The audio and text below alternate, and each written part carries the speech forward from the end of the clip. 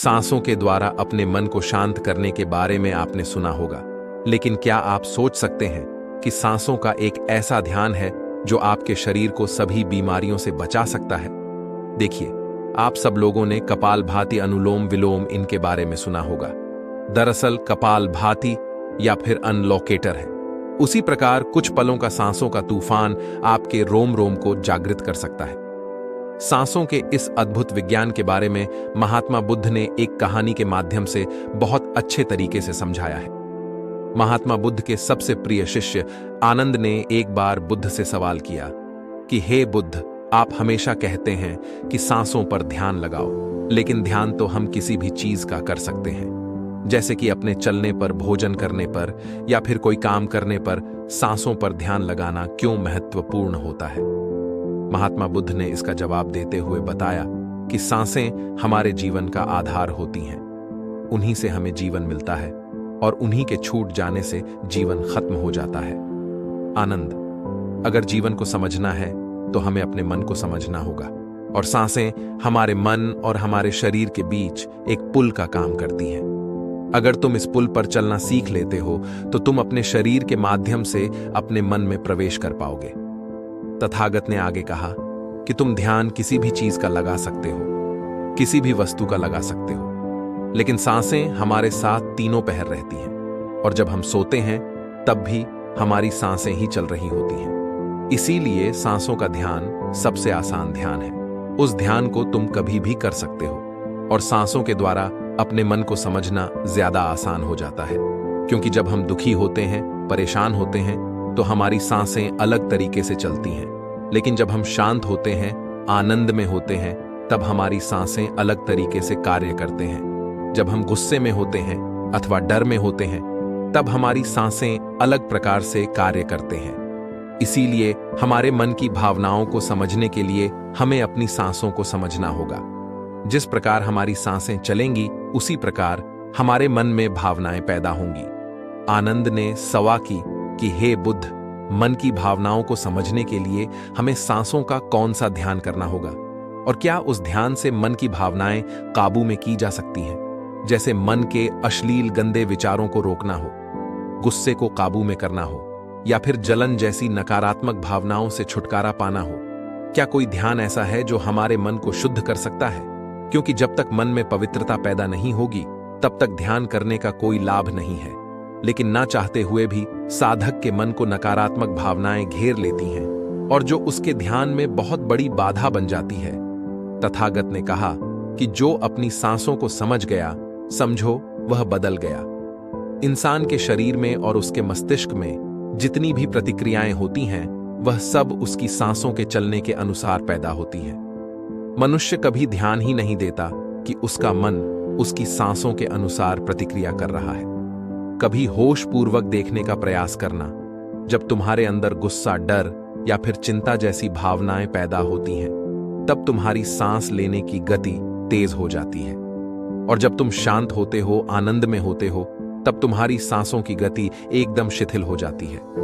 आनंद जितनी गहरी किसी की सांस होती है, उतना ही ठहराव उसके व्यक्तित्व में पैदा हो जाता है।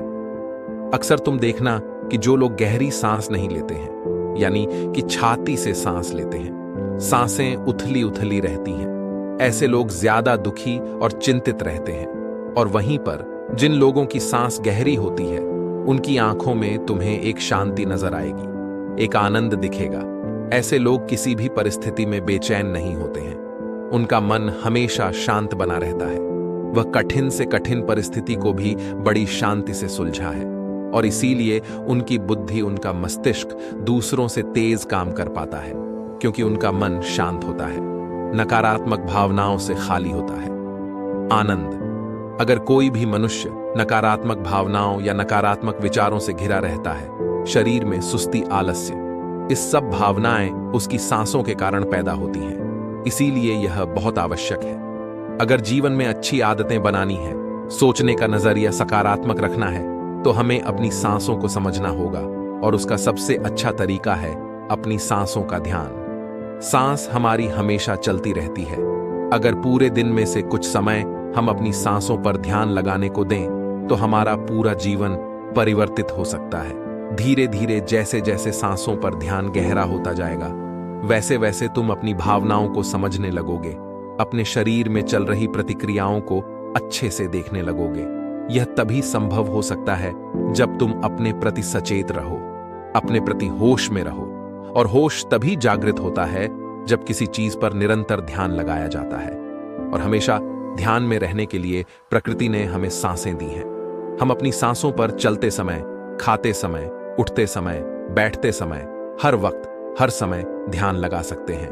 उनको देख सकते हैं कि वो किस नाक से आ रही हैं, किस नाक से जा रही हैं, नाक के कौन से कोने से टकरा रहे हैं।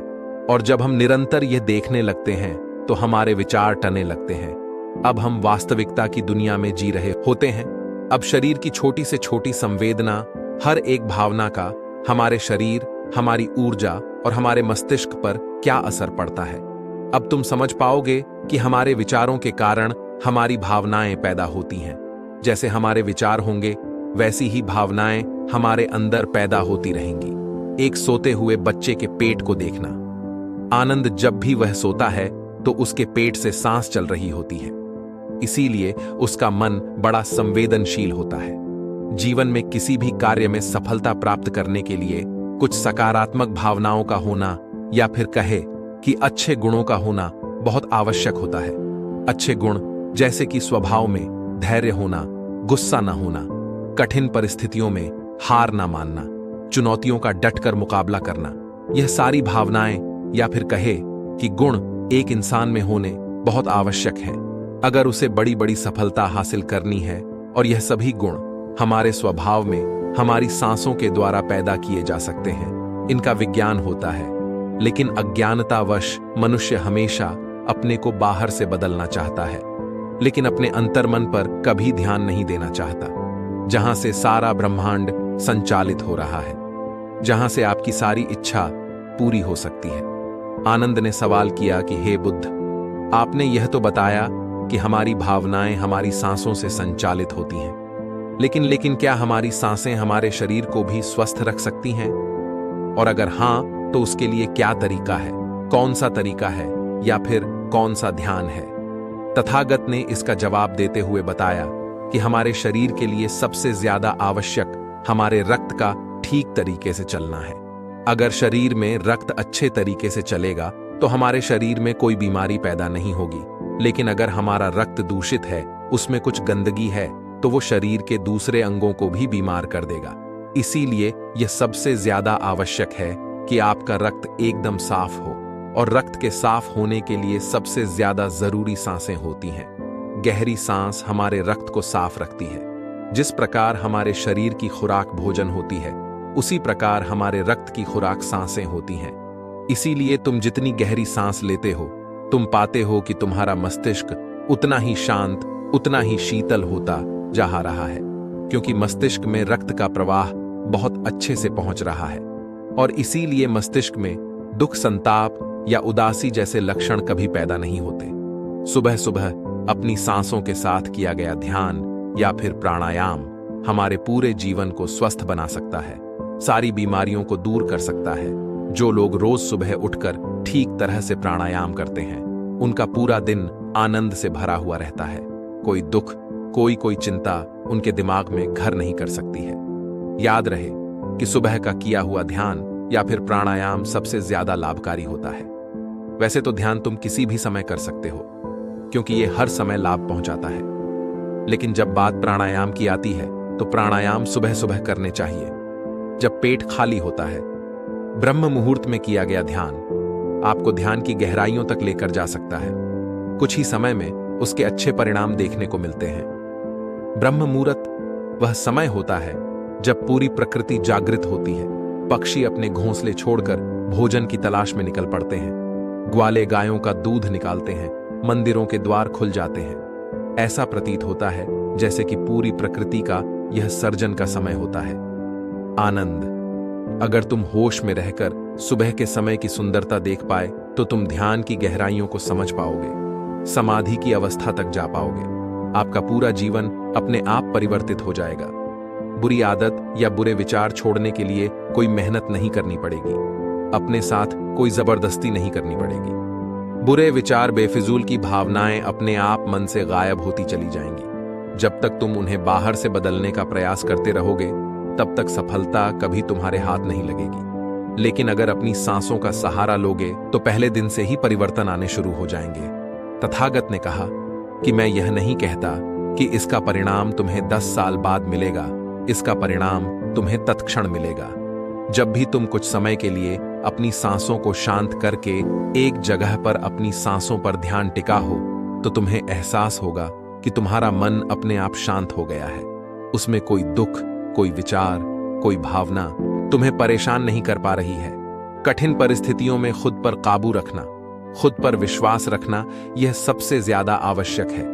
और यह तभी संभव है जब हमारी बुद्धि सुलझी हुई हो। हम छोटी छोटी बातों के बारे में ज्यादा सोचने की जगह तुम उसके हल के बारे में विचार करने लगोगे। अब भी तुम्हारी ऊर्जा हो सकता है कि गलत जगहों पर इस्तेमाल हो रही हो, लेकिन अगर अपनी ऊर्जा को एक सही दिशा देनी है, उसका सही इस्तेमाल करना है, तो तुम्हें सांसों का विज्ञान समझना ही होगा।